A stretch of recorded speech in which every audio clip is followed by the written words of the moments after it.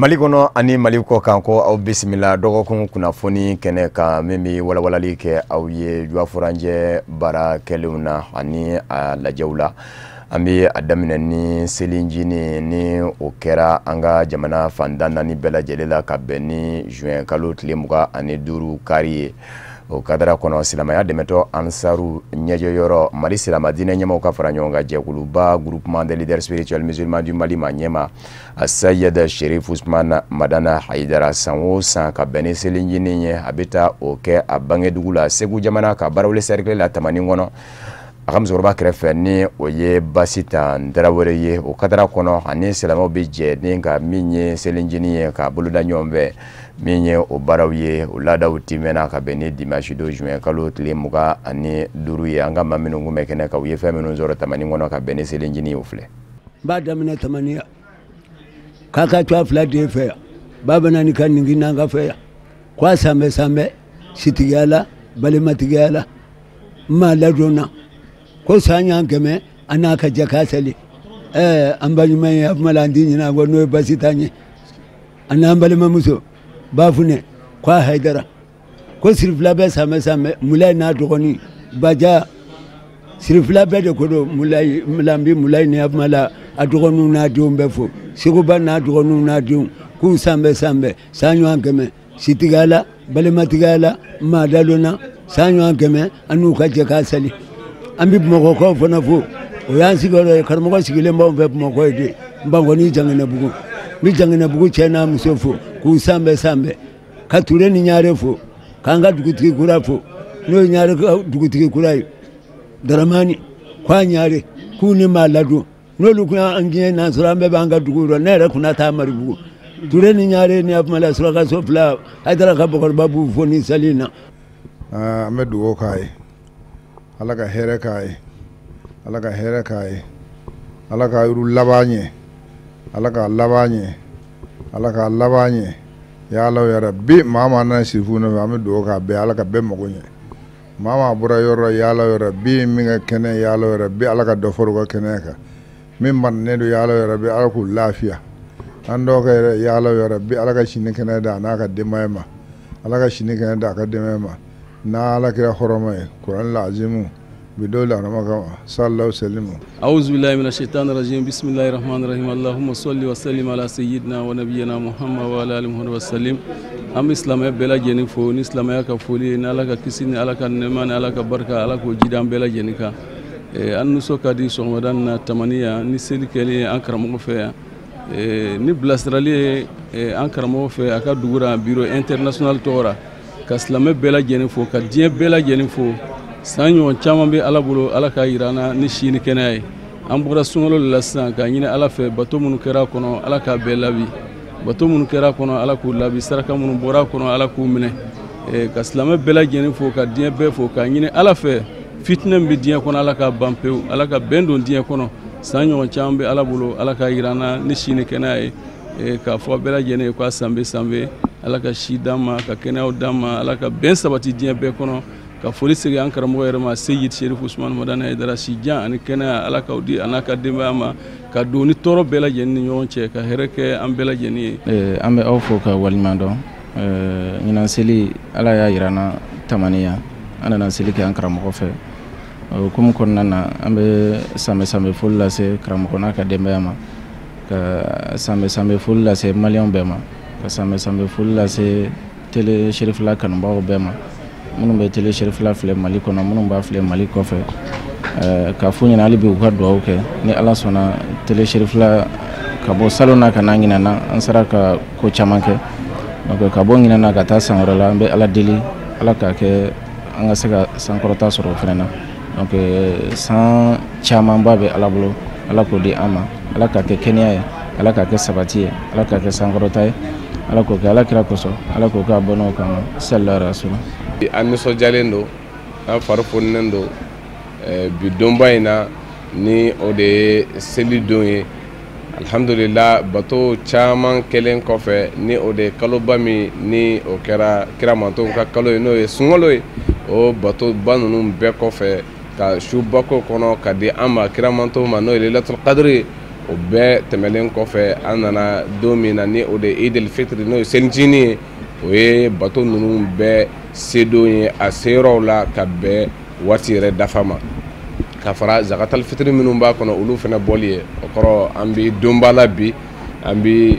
kɛnɛba kan dɔwɛrɛ tɛ an bolo fo ka foli kɛ an lajɛbaga ani an lamɛnbaga bɛɛ nin waati la ni o de ye samɛsamɛ foli ye k'a fɔ bato minnu kɛra fɔlɔ yɛrɛ bi ala k'o bɛɛ lajɛlen minɛ an ye ka tila k'a fɔ san bɛɛ san caman bɛ ala bolo ala k'o yira an na fatigiya la batigiya la dentigiya la musotigiya la balimatigiya la kɔrɔtigiya la an b'a ɲini ala fɛ ala ka hɛrɛ caman kɛ an ye labanko ɲuman fana bɛ ala bolo yarabi ala k'o nɔgɔya an bɛɛ lajɛlen ye ala k'o k'a ka alaya kama ni ala kira hɔrɔma ye sɔlila muhamad. San o san silamɛya dɛmɛtɔ ansaruw bɛ wulikajɔ kɛ ka yɔrɔ min sɛgɛrɛ Segu jamana do barawuli cercle la Tamaninkaw fɛ Bamadan de ani Basi Dan Tarawele de a Sayida Sherifu Usman Madana Haidara silamɛya dɛmɛtɔ ansaru ɲɛjɔyɔrɔ Mali silamadinɛ ɲɛmɔgɔ ka fara ɲɔgɔn kan jɛkuluba groupement des leaders spirituels musulmans du Mali ma ɲɛma Bangedugu do Tamanin kɔnɔ ka min ye ziyara ye ka o boloda ka ɲɛsin maaba dalew ma ahlul beytiw minnu bɛ yen ni o ye Bamadan de ani Basi Dan Tarawele de bɔnaw ye ka daminɛ Bamadan yɛrɛ la ka taa se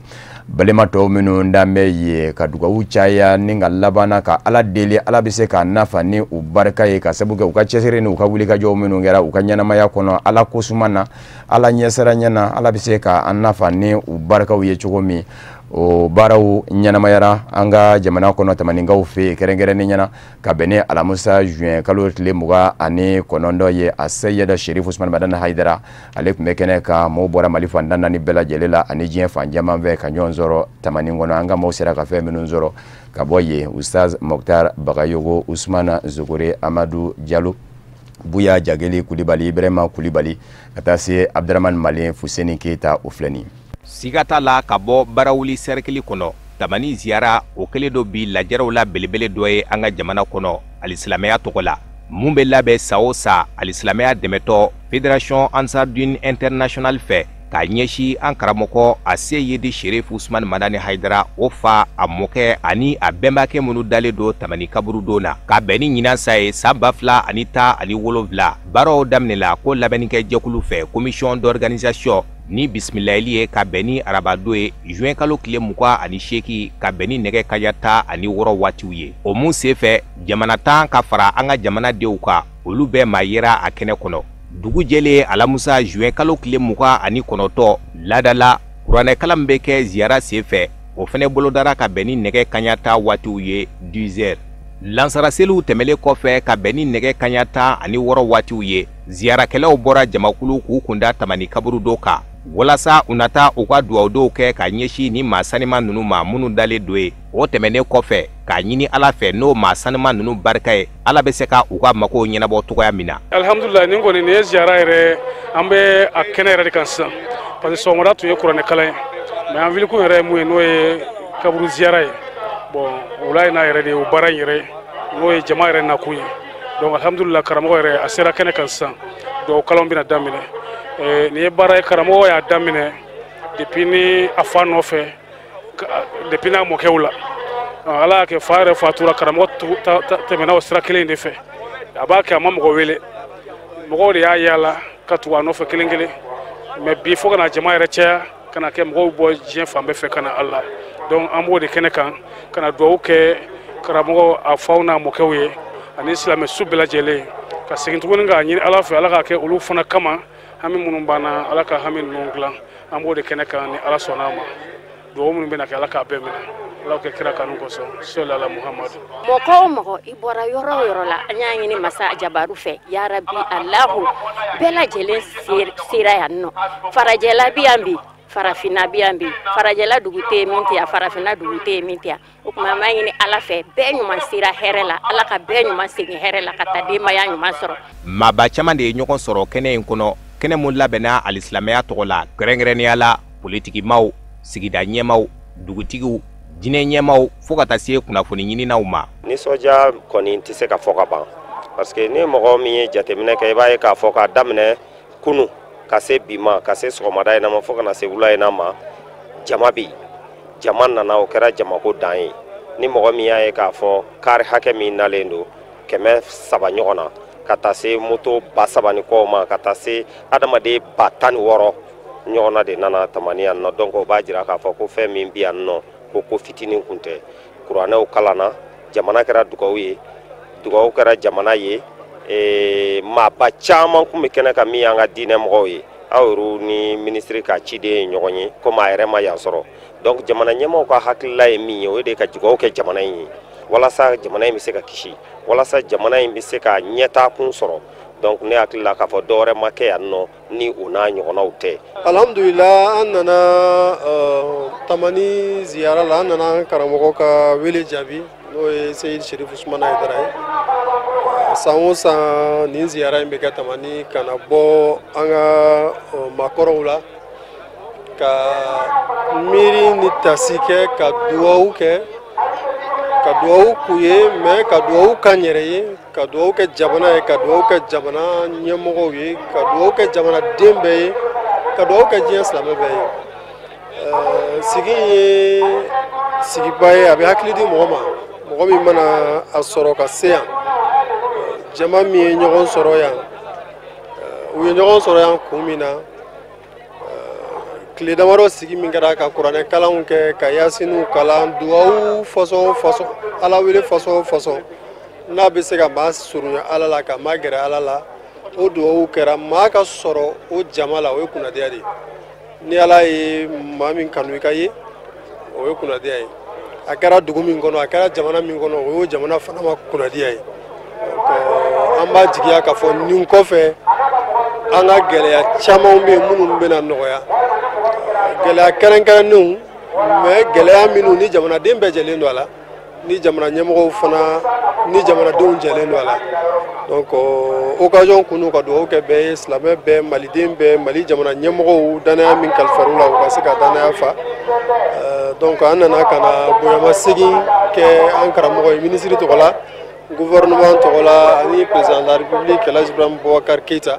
k'a ka ci fana lase n'o ye hami kelen min b'a la o ye jamana ye ka duwawu kɛ jamana ye ka duwawu kɛ jamanaden bɛɛ lajɛlen ye. An b'aw ladɔnniya k'a fɔ ɲinan tamani ziyara senfɛ maa ba 65 ani 475 olu de ye ɲɔgɔn sɔrɔ a kɛnɛ kɔnɔ cɛ ba 36 ni 985 muso ba 28 ani 490 kari 281 bɛɛ ni 49 ani sotarama 957.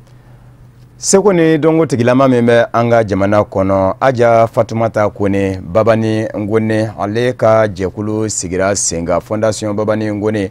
a ka hakilinaw ɲɛsin bɛ fɛn min ma o ye ka wuli ka jɔ kɛ min bɛ se ka to maa minnu bɛ yen an balakaw la ni olu bɛ to muso kɛlɛ la ni ditɔ ni ka bi a ka lajɛ fɛɛrɛw ka sigi senga ka se ka o bali.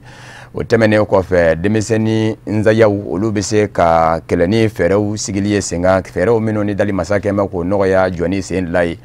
hakilina in n sigi bɛ senga fondation Babani Ngone fɛ o de kadara kɔnɔ baaraw n'u donna ka bɛn ni Dawudabugu de ye kɛrɛnkɛrɛnnen ɲɛna kɛnɛyaso min bɛ Dawudabugukaw fɛ dɛmɛ taara ka ɲɛsin olu ma ministre min bɛ an ka jamana kɔnɔ ni o ɲɛsin bɛ den ni denbaya ni balaka ma o kun bɛ a kɛnɛ kan a denbaya kun bɛ o bolo. Kafune Bajili ni Seydou Ɲara ka suma sama filɛ. Fondation Babani Kone ni y'a ka baaraw nun donnen ye. A nun donni baaraw kɛnɛ kan Fondation Babani Kone a ye dɛmɛɲɔgɔnya wale ta k'a ɲɛsin Dawudabugu dɔgɔtɔrɔsoba ma ni o ye ADASCO ye ni dɔgɔtɔrɔso kɔnɔminɛn camanw ye minnu ni a musagaw bɛ t'u jɔ fo sefa wari miliyɔn 4 ani kunkanfɛn na ani jibondon belebele n'u ko a ma ko château o bonya bɔra wasaden honorable Adi Ɲangadu la ka ɲɛsin Fondation Babani Kone ma walasa a ka se ka Dawudabugu dɔgɔtɔrɔso dɛmɛ n'a ye.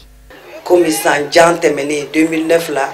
Mali ye ne kɛ chevalier non national ye donc a kana da dɔnkili dɔrɔn ma n bɛ san o san n bɛ nuit de salsa kɛ le 24 décembre journalistes b'a kalama donc an y'o wariw de fara ɲɔgɔn kan dɔɔni dɔɔni pour que n bɛ se ka dɛmɛ lase n balimaw ma donc munna choix portera Dawudabugu kan Cheikh Tunkara n'ale bɛ baara kɛ ɲɔgɔn fɛ a wolola yan de Kamo yan donc an y'a ye yan ye centre ville de n'a fɔra ko Dawudabugu ji tɛ yan courant tɛ yan a ka bon hakili ma dɔɔni donc n nana u ka yɔrɔ visiter u y'a fɔ n ye ko ji tɛ yan courant tɛ yan ayiwa n ko problème t'a la ala ye dɔ fana da ni a mago b'a yɛrɛ la n'a b'a ka jamana fɛ n'a bɛ jamanadenw fɛ n'o ye Amayidi ye Hadi Ɲagandu donc ne fana ye dɔnkili da ka wari fitinin mun sɔrɔ n sera ka dɔɔni kɛ ka dɔgɔtɔrɔ minɛnw liw b'a la fɛn caman caman b'a la fini min bɛ don ka muso jigin dɔgɔtɔrɔw bɛ min don dara den bɛ bila min kɔnɔ a caman de don donc an y'o de sɔrɔ ka na di Dawudabugu ma ni ala sɔnna a ma komi ko courant ko de b'u la ayiwa si de ka gɛlɛn n'ala y'an ni to an na ka garijɛgɛ ɲɛnama di mɔgɔw ɲɛ b'an na u kulo b'an na ala ka mɔgɔ ɲumanw bɛ fan bɛɛ fɛ a ka ca ala fɛ a bɛ courant fana nɔgɔya insha Allah. Nisɔndiya ani kunnawolo kɔnɔna na sigida duruna mɛri a y'a ka nisɔndiya jira kosɛbɛ bari sabu ka d'a kan ale ka sigidalamɔgɔw de bɛna bɔ nin wale ɲuman in numa. An sera kɛnɛ in kan ka sababu kɛ Baba Nkoni ye a ka fondation kɛra sababu ye ka château dilan Dawudabugu Asakoda la awa nana ni dɛmɛ wɛrɛw ye ni ye dɔgɔtɔrɔ furakɛli bɛ kɛ ni minɛn minnu ye ayiwa u y'an wele kɛnɛ kan an nana jɔyɔrɔ fa an b'a fo k'a barikada ka ɲini ala fɛ a ka fondation mun n'a ko a y'a fɔ bɛɛ ɲɛna ko a sigira a ma tɛmɛ san 3 kan ni y'a ye a ma tɛmɛ san 3 kan a bɛ baara mun na an bɛɛ b'a dɔn a bɛ Mali bɛɛ de ye parce que n'i ko k'i bɛ bange la kɔlɔsi i bɛ musow dɛmɛ u ka jigin ka sɔrɔ dan man kariw la o ye koba de ye. Mali minisiri min ka caw bɛnnen don musow denmisɛnninw ani denbaya kunkankow bɛɛ lajɛlen ɲɛnabɔli ma ale ye ni adamadenya dɛmɛ wale in fo kosɛbɛ. A ye kɛwale min yira n na ne fa de delila k'a fɔ n ye pour que hɔrɔn yɛrɛ k'a dɔn ko valeur ye min ye il faut que e n'i ka jeli ka mesurer an ye bɛɛ wele Babani de y'an tɛgɛ minɛ o kɔrɔ ye Babani de ye an ka welekan mɛn o kɔrɔ ye Babani de ye solidarité yira n na parce que ɲɔgɔn dɛmɛ fana n'i ye dɔ sɔrɔ n'i m'a dɔn i balimaw n'i m'a di ka jamana na n'a mugu m'i ka sɔrɔ dɔn o ye sɔrɔ fu de parce que i bɛ taa ka nafolo to yan i tɛ hadamadenya to yan i tɛ se ka i ka tɔgɔ bɔ parce que bi nin château in hali n'a denmisɛnninw wolola sini n'u kɔrɔbayara u b'a fɔ ko jelimuso dɔ de delila ka na nin château sigi Dawudabugu donc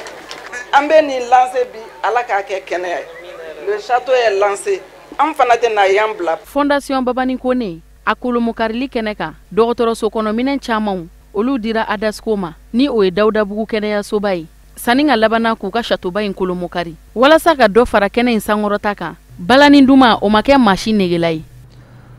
Burama Tijani Darawere u k'a ma ko Bananzole Bura kati cercle wasaden do Welesebugu ye commune ye a bɛ kati cercle fɛ a faso ni o ye Bananzole ye o fɛnɛ bɛ Welesebugu fɛ wa Simeji fɛnɛ bɛ Welesebugu fɛ a bɛ route nationale 7 kan sira do sira min bi bɔ Bamakɔ k'i kunda marabolo sabanan kan ni o ye Sikaso ye Getoron jangele yɛrɛ fɛ nka jateminɛw nana bɔ a ka fɔ Simejikaw fɛ bolimafɛn minnu ni olu bɛ dugu cɛci Getoronda la